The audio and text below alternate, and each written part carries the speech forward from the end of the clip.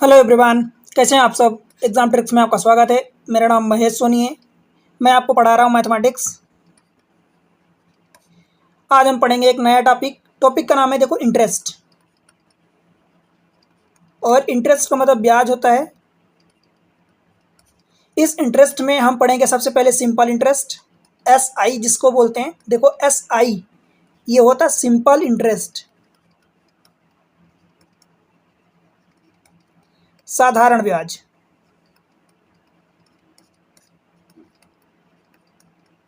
साधारण ब्याज मतलब जिसको हम जानते हैं कि जनरली हम समझते हैं कि भाई ब्याज 5% लग रहा है तो 5% लगेगा, अगले साल भी 5% लगेगा, नेक्स्ट ईयर भी 5% लगेगा। ठीक है, इतने तरीके से मैं आपको समझाऊंगा कि आपको आज तक इंटरेस्ट में सिंपल इंटरेस्ट हो चाहे कंपाउंड इंटरेस्ट हो, जितने भी डाउट रहे होंगे, आपको लगता होगा कि काफ़ी सारी चीज़ें याद करनी रहती होगी। नहीं भाई, यहाँ पर चीज़ें याद नहीं करनी रहती। बस कुछ चीज़ें जो आपके काम को आसान कर देती हैं वो मैं आगे चल के बाद में याद करवाऊंगा जब उसकी ज़रूरत पड़ेगी। इन मीन्स कि कंपाउंड इंटरेस्ट जब हम पढ़ेंगे तो छोटी छोटी 2 3 4 चीज़ें हम याद कर लेंगे। बाकी सारी चीज़ें आपको ऐसे समझाऊंगा कि आपके दिमाग में बिल्कुल वर्डन नहीं आने दूंगा कि भाई ये कोई चीज़ होती है जहाँ पर आपको क्रिटिकल या कॉम्प्लिकेशन प्रॉब्लम को सॉल्व करते टाइम आ सकते हैं। बिल्कुल ऐसा महसूस नहीं होगा। आपको लगेगा कि भाई आपने कुछ पढ़ा ही नहीं और सारी चीज़ें बन रही हैं। राइट। बस मैं चाहता हूँ कि आप पूरी तरह से फोकस करें। फोकस में आपके कमी नहीं होनी चाहिए। राइट। आपसे सिर्फ एक ही आपको काम करना है। आप अगर चैनल पर नए हैं तो पहली बार आए हैं तो वीडियो को लाइक करके चैनल को सब्सक्राइब जरूर करें और शेयर करें अपने दोस्तों के साथ। चलो ज़्यादा टाइम वेस्ट ना करते हुए हम चलते हैं, सिंपल इंटरेस्ट पढ़ते हैं। भाई नाम है सिंपल इंटरेस्ट, मीन्स साधारण ब्याज। जितना ही साधारण नाम है उतना ही साधारण इसका काम रहता है, यानी सवाल रहते हैं। हिंदी शॉर्ट फॉर्म में इसको बोलते हैं एसआई। एसआई जब भी लिखा जाएगा तो सबसे पहले तो आपको ये समझना है कि भाई ये ब्याज है। ब्याज है, समझ पा रहे हो, ये इंटरेस्ट है। और वो इंटरेस्ट कैसा वाला है, साधारण वाला है, यानी सिंपल वाला है। समझ आया। जब मैं कंपाउंड इंटरेस्ट पढ़ाऊंगा तो उसको सीआई लिखूंगा, यानी इसका मतलब चक्रवृद्धि ब्याज होती है, हिंदी में बोलते हैं। कंपाउंड इंटरेस्ट इंग्लिश में बोलते हैं। राइट। तो जब मैं इसको पढ़ाऊंगा तब सीआई लिखूंगा, ये भी एक ब्याज ही होता है। देखो ब्याज दोनों होते हैं, सीआई भी ब्याज ही होता है, एसआई भी ब्याज होता है। ब्याज मतलब सिर्फ ब्याज का पैसा, प्रिंसिपल यानी मूलधन आपका जुड़ा नहीं होता है इसमें। अब बात समझ पा रहे हो क्या। एक एक चीज़ों पर फोकस करना मैं भाई तरीके से पढ़ाऊंगा, क्योंकि हमारे दिमाग में कई बार आता है जब मैं एसआई लिखता हूँ या लोग लिखते हैं तो उनको ये फील नहीं आता, कि ये ब्याज का ही पैसा है। भाई ये प्रिंसिपल नहीं है, इसमें प्रिंसिपल यानी मूलधन जुड़ा नहीं है। जब मैं मूलधन जोड़ूंगा, प्रिंसिपल जोड़ूंगा प्लस ये ब्याज जोड़ूंगा तब ये जाके अमाउंट बनता है। अमाउंट यानी टोटल पैसा, अमाउंट यानी टोटल पैसा, मिश्र धन जिसको बोलते हैं। ठीक है। और ये जो प्रिंसिपल होता है इसको हिंदी में मूलधन बोलते हैं। ये चीजें ध्यान रखना। तो होता क्या भाई, देखो एक ही फार्मूला है, एस आई बराबर पी आर टी अपॉन 100। यही होता है साधारण ब्याज। ये फार्मूला होता है। पी क्या होता है, प्रिंसिपल होता है। प्रिंसिपल मतलब मूलधन होता है, बहुत अच्छे से समझ लो। आर क्या होता है, आर मतलब रेट होता है, यानी दर होता है, रेट ऑफ इंटरेस्ट होता है, कुल मिला के ब्याज की दर होता है, ब्याज की दर। पी आर टी टाइम बचा, ये टी टाइम हो जाता है, मीन्स समय हो जाता है कि कितने समय के लिए आपका इतना सर्टेन रेट ऑफ इंटरेस्ट लग रहा है। समझ में आया। अगर मैं इसी फार्मूले को मैं ब्रेक करूं, देखो ब्रेक कुछ भी नहीं करना, कुल मिला के अगर मैं ये कहूं कि P R percent of T, यानी टाइम का पी आर परसेंट निकाल लो, अथवा मैं ऐसा कह दूं कि R T percent of T, बात बराबर है। कुल मिला के कि आपका, देखो एग्जाम्पल से समझाता हूँ, समझना। प्रिंसिपल सबसे पहले तो साधारण ब्याज समझो कि भाई 100 रुपये मान लो आपका मूलधन था, आपने किसी से लिया किसी को दिया, क्या फर्क पड़ता है। मान लो 10%, चलो मान लेता हूँ कि 10% ब्याज थी, ये रेट ऑफ इंटरेस्ट यानी आर इज इक्वल टू 10 था। ठीक है। साधारण ब्याज ये होती है कि अगर 100 रुपये पर आपको ब्याज देना है 10% के रेट से, तो पहले साल 10% इसका लगेगा, इस 100 रुपये पर 10% लगेगा तो वो 10 रुपये होगा। समझ आया। तो टोटल आपका अमाउंट कितना हो जाएगा, टोटल अमाउंट कितना हो जाएगा, मतलब 100 रुपये मूलधन था, 10 रुपये आपको ब्याज देनी है या लेनी है, चलो मान लो आपको लेना है, तो 110 रुपये आपके पास टोटल हो जाएगा। ठीक है, अगले साल फिर से इसी 100 रुपये पर 10% ब्याज लगेगी। क्या समझ आया? जो स्टार्टिंग में प्रिंसिपल यानी मूलधन रुपए था उसी पर आपको बार बार ब्याज लगती जाएगी। तो ये 10 रुपये फिर से होगा, तो इस बार कितना हो जाएगा अमाउंट, A1 था इस बार A2 मान लो, तो 110 में फिर से 10 जुड़ जाएगा तो ये 120 हो जाएगा। ठीक है, फिर से वही जो स्टार्टिंग में 100 रुपये था उसी पर 10% की ब्याज लगेगी, तो ये फिर से 10 रुपये होगा।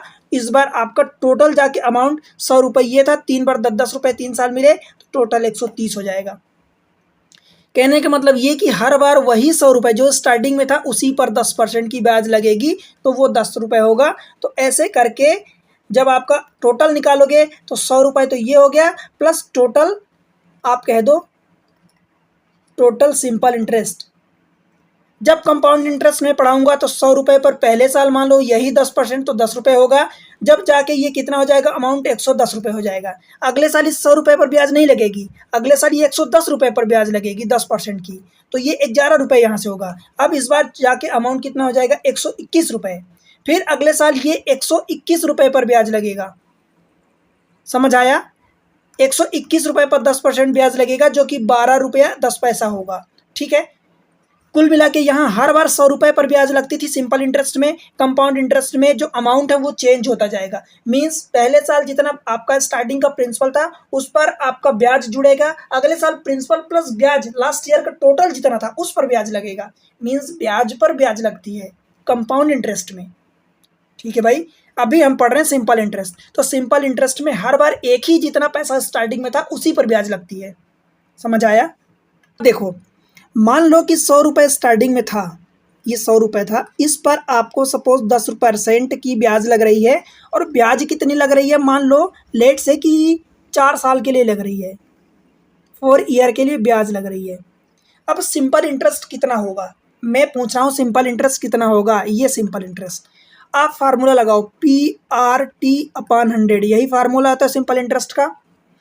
P मतलब प्रिंसिपल मूलधन क्या होता है 100 रुपये है, तो ये 100 रुपये हो जाएगा। R कितना है भाई, R यानी रेट ऑफ इंटरेस्ट, ये परसेंटेज का अमाउंट होता है। इस परसेंटेज को आप परसेंटेज में ही रखोगे, इस परसेंटेज को हटाने के लिए ही 100 रुपये का भाग दिया गया। मतलब अगर ये 10% है तो परसेंट को यहाँ से छोड़ दो, सिर्फ नंबर उठा लो यहाँ पर, तो 10 यहाँ रख दोगे। और अगर आप इस परसेंट को सहित रखते हो तो फिर ये 100 पहले से फार्मूले से हटा दो, तो फिर जब परसेंटेज को हटाने के लिए फिर आप वहाँ पर अगेन 100 का डिवाइड करोगे। ठीक है दोस्त, चलो यहाँ पर आप सिर्फ नंबर रखोगे। तो R की वैल्यू देखो ये 10 है तो 10 आपने रख दिया, T टाइम की वैल्यू 4 है तो 4 रख दिया, और ये अपन 100, ये 100 कट जाएगा, 10 चौका 40 रुपये हो जाएगा। ये आपका ब्याज आया है, SI आया है। जब अमाउंट पूछा जाएगा तो स्टार्टिंग के 100 रुपये में 40 रुपये जोड़ दोगे, ऐड कर दोगे तो टोटल 140 रुपीज़ हो जाएगा। ठीक है, अब मैं क्या कहता हूँ, देखो हर बार ये फार्मूला लगाते हो, ठीक है वेल एंड गुड, बट भाई आप ना लगाओ। देखो तरीका सेम है, सेम आपको मल्टीप्लाई करना रहेगा, सेम आपका आंसर आएगा, उसमें कोई चेंजेस नहीं आएगा। सिर्फ आपके मन की फीलिंग्स है, आप उसको चेंज करो, थोड़ा सा समझो। देखो क्या होता है, मैं क्या कह रहा हूँ, देखो इसमें क्या होता है कि हो सकता है कि इसको फार्मूला लगाने के लिए आपको पेन कॉपी उठाना पड़े, बट जब आप बिना फार्मूले के आप लगाओगे तो आपको बिना पेन कॉपी उठाए काम आपका चल जाएगा। देखो कैसे, अगर मैं इसी फार्मूले को ब्रेक करूँ तो भाई मैं P को अलग रख दूँ तो क्या मैं RT% ऑफ प्रिंसिपल नहीं कह सकता? क्यों भाई, R और T का देखो मल्टीप्लाई है, P का भी मल्टीप्लाई है, तो RT% का मतलब क्या होता है 100 से डिवाइड करोगे, ऑफ का मतलब मल्टीप्लाई होता है, P होता है, वही चीज़ है सेम PRT। तो मैं क्या कह रहा हूँ कि R और T यानी रेट ऑफ इंटरेस्ट और जो टाइम जितना दिया है उतने दोनों का मल्टीप्लाई कर दो। किसका किसका, रेट ऑफ इंटरेस्ट का यानी R का ब्याज का, और जितने टाइम के लिए दिया गया है दोनों को मल्टीप्लाई कर दो, और उतना परसेंट किसका निकाल लो, प्रिंसिपल का, उतना ही परसेंट। इस केस में जैसे ये एग्जाम्पल जो दिया हूँ मैं अभी, इस केस में अब ब्याज निकालना है मान लो आपको टोटल, तो करना क्या भाई, 10 और ये 4 है तो 10 चौक 40, 40% 100 का कितना होगा भाई, 100 का 40% 40 होगा। बस आपको पेन उठाने की जरूरत नहीं पड़ी। समझ आया? तो बस ये मन की फीलिंग्स की बात है। मैं फिर से कह रहा हूँ, ये फार्मूला लगाने के लिए आपको शायद पेन की जरूरत पड़े, कॉपी पेन की जरूरत पड़े, बट जिस दिन आप ये फील करने लगोगे कि भाई RT% हो तो रहा अल्टीमेटली मल्टीप्लाई ना, तो RT% यानी R और T को मल्टीप्लाई करो, उतना परसेंट प्रिंसिपल का निकाल लो, वही आपकी ब्याज होगी। तो 10 इंटू 4 40%, 40 हुआ। 40% किसका निकालो? प्रिंसिपल का। तो 40% आप कैसे लिखोगे? 40% ऑफ प्रिंसिपल यानी 100। भाई 100 का 40% कितना होगा? 40 ही तो होगा। इसके लिए आपको पेन उठाने की जरूरत नहीं पड़ेगी, बट ये फार्मूला लगाने के लिए आपको पेन की उठाने की जरूरत पड़ेगी, मल्टीप्लाई करना पड़ेगा, भले आसान है मल्टीप्लाई। बात समझ पा रहे हो क्या? चलो अब इसकी हेल्प से हम चलेंगे, क्वेश्चन करेंगे। जितनी आसानी से होगा हम क्वेश्चन करेंगे। अभी तक बताओ, मैं आपको सिर्फ एक फार्मूला बताया हूं, इसके अलावा मैं कोई फार्मूला बताया क्या? ये तो बच्चे बच्चे को पता है, आपको भी पता होगा। मैं सिर्फ वही कि उसके तरीके चेंज करवा रहा हूँ कि भाई आप कैसे दूसरे तरीके से सोच सकते हो। 80% आप प्रिंसिपल का निकालो, बस काम खत्म। आपको वहीं से आपका सिंपल इंटरेस्ट आ जाता है।